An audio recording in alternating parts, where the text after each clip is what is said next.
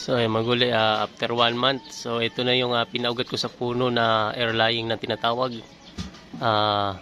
Masiguradong buhay ang grapes. Ang daming ugat to. So yun yung tangkay niya na may bunga. Mas sureball kasi itong gantong lalagyan natin ng lupa dito sa puno. Mabalutin ng plastic ng yelo. Ayan no. So mapapansin nyo dami na siyang ugat. So pwede ko na ikat. Ayan. Yan ang isang magandang pamaraan para dumami yung grapes. So, yung mga naunang tanim ko din ay eto. Buhay natin, maraming sablay din. Ayan o, yung nakatanim sa plastic. Halos walang nabuhay dyan sa isa. Dito naman ay may ilang piraso. So, eto rin yung ibang may bunga na. So, possible pa lang din yan dyan. Di ako na yung pinagot sa plastic. Ayun pa isa kong ginawa, ayun. Meron pa ako isang may ugat na rin. So, pwede ko na rin siya ikat kagaya nito. Ito, ang dami niyang ugat to. Siguradong buhay na yan. So ikakat ko na yan, may bunga pa nga kasama na yung bunga na yan dyan pagkat. So ikakat ko na siya dyan sa mother tree nya. Ayan, dito siguro banda. Yun. Tapos kukuhanin na natin. Ayan. Kasama yung bunga Ayan, nagpulupot na sila ng passion fruit. So hatakin ko na lang yan siguro. Bahala na silang sabit-sabit yan. Yan, yun. So ito yung nahila natin na sanga na puro ugat. Ayan.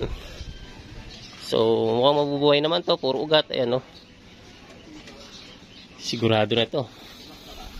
Tapos ito pa yung isa kong binalot na ayan.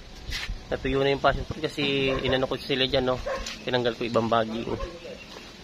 Ito, puro ugat na rin yan. Kukunin ko na rin yan. Isang yan. Kasi ito yung bunga ng yung mga nauna. Yung grapes. Ayan, ang dami niya ng bunga. Ayan, mas lapitan natin. Ayan. Ayan yung una niyang bunga. So, ito ay itatanim ko ngayon sa tin na plastic. Yan. So, I'm sure na buhay na ito kasi ang dami niya ng ugat with may bunga pa Yan, ililipat ko siya ngayon sa plastic. So, ayan, magulay. Dito na tayo ko ng lupa. Ayan. Ito na natin ilalagay sa ng wheelpiece. Ayan. So, siya itatrack. May lupa tayo dito, no? May lupa na pag-anohan.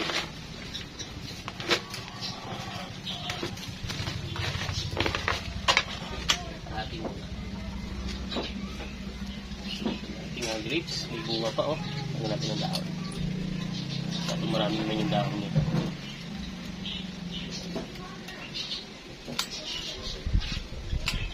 Ito.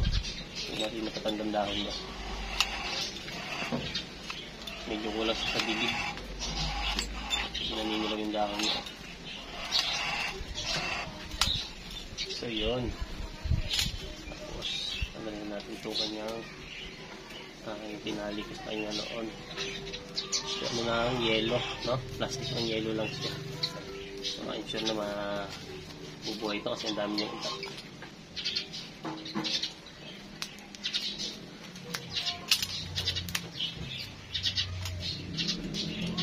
Kasi yung mga tinutusok ko lang basta sa marami din sa sablay. So, dito na yun 100% na tumboy talaga siya kasi ang dami niya ng ugat. Ayan. Nakabuhay na rin ako ng yung pongkan. Ganito rin ginawa ko, airlying doon. So, ayan ang mga niya. Mga roots. Ang dami niya ng roots. Sigurado nga buhay na yan.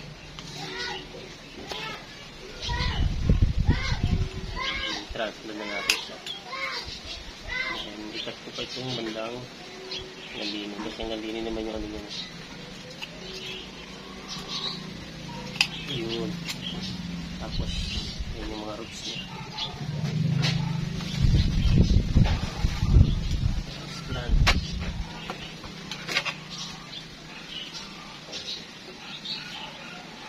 With bunga pa yan.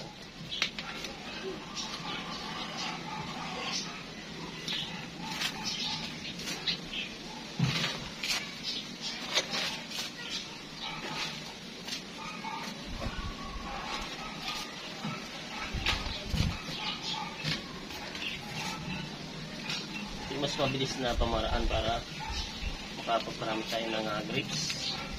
Yan, yung sorbol na buhay siya. Sorbol niya kasi may ugat na siya rin. Tapos may bunga pa siya. Bigyan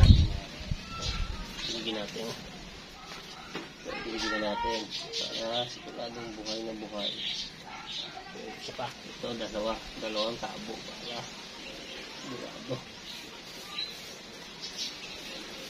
Yan, tatagos naman kasi may butas naman yung ilalim yan. So pag sobra ay sa bawaba naman siya yun. So dyan natin ang stick niya, pinakapatigas niya.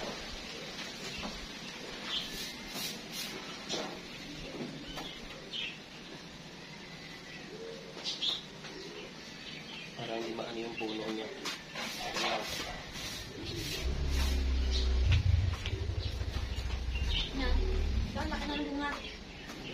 Ha?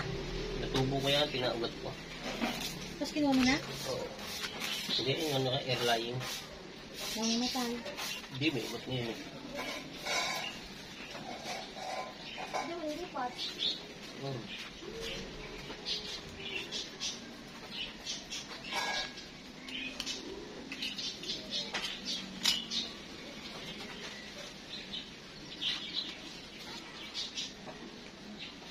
Natin siyang ano dito, tuloy-tuloy yung mabuhay siya. Sureball naman yan. Update ko kayo dito mga gulay kung ano nang sa kanya, kung hindi nagbago ba. Tanggalin ko na kung matitigas sa dahon niya. Yan. Magpapanibago naman na ano yan, supa. Yan ang patutuloy natin yung panibagong ano niya, supa.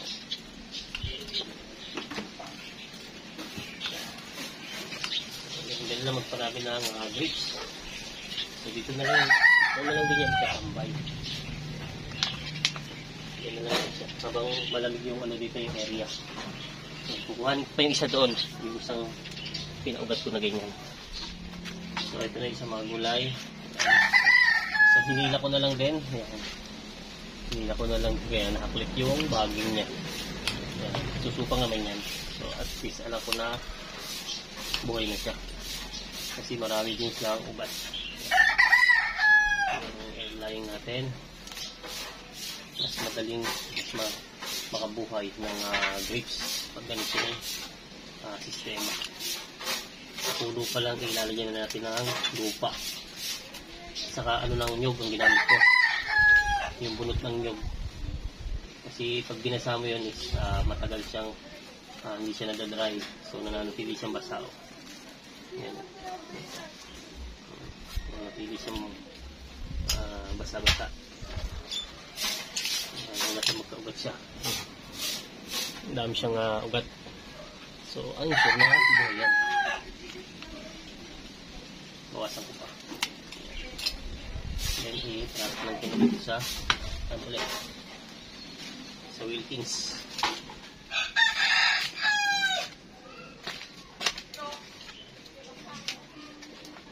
Ayan, sure na buhay yan. Bibiligin na natin. Tubig. Ayan, bibiligin ko na uli. Sa itabo. Wala akong problema kung sumobra. Mag-ano naman yan sa ilalim. May butas naman yan. Ayan. So, dito ko na lang din yan ilalagay. Malamig kasi itong area dito.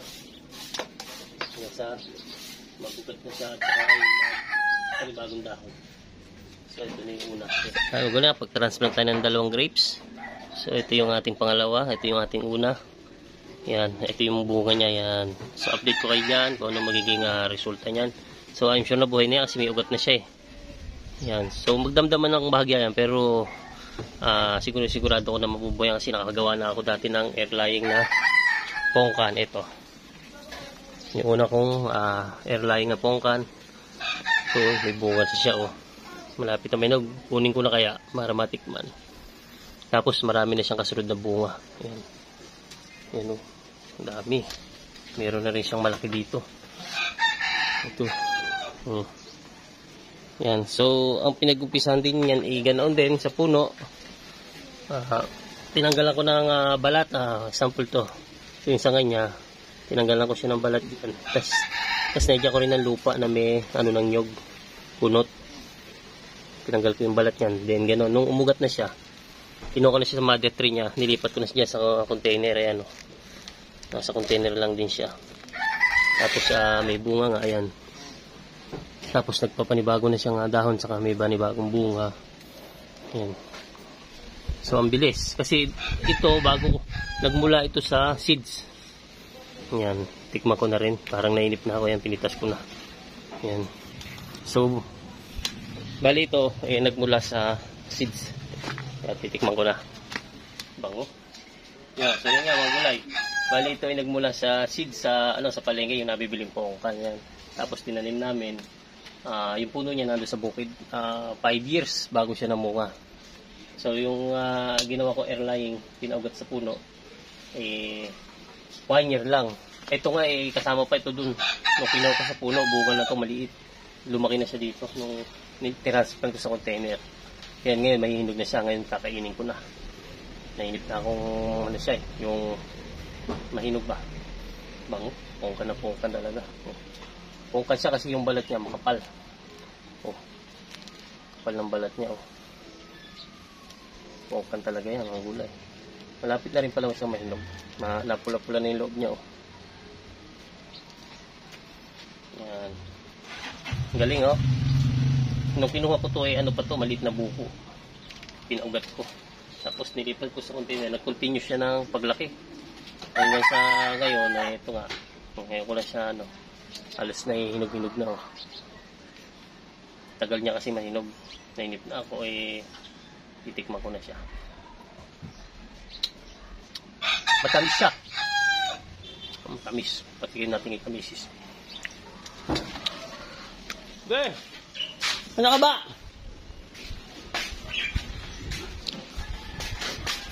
Tignan mo to. Ha? Tignan mo po ka natin. O bakit? Ang ginawa ko na din Bungan lang. Tignan mo. Pangaway ka, misis. Nakabigo kaya? Ano? Matamis. Tamis na, Ang galing. Ito yung kinuha ko dyan, Pinitas ko na. Yung isang piraso din, Yan. Ang may tanim niya, si Kamisis, doon sa bukid. Siya may tanim niya galing buto. Tapos, ito naman, isa nga na kinuha ko doon sa, sa tanim niya. Pinaugat ko, yan. Ang resulta. Tamis. Tamis. Tamis na. Patamigan mo. Pongkang ko din, Ang tamis. Mukha nyo lang maasim. Kaya ngayon pala, alam mo. Tamis na siya.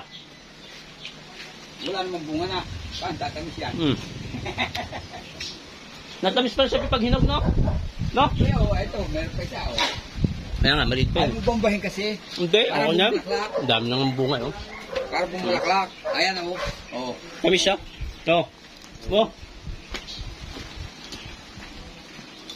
Pongkan talaga. Tamis. Pongkan siyempre, pongkan yan. Ganun pala talaga. Pagugulangin. Oo. Bago i-harvest. Tamis. Oo. Okay, thank you for watching. Kinain ko na yung pongkan ko. Ang tagal na nito, Isang taon. Isang taon nga lang yan dyan, Bye-bye. Tama.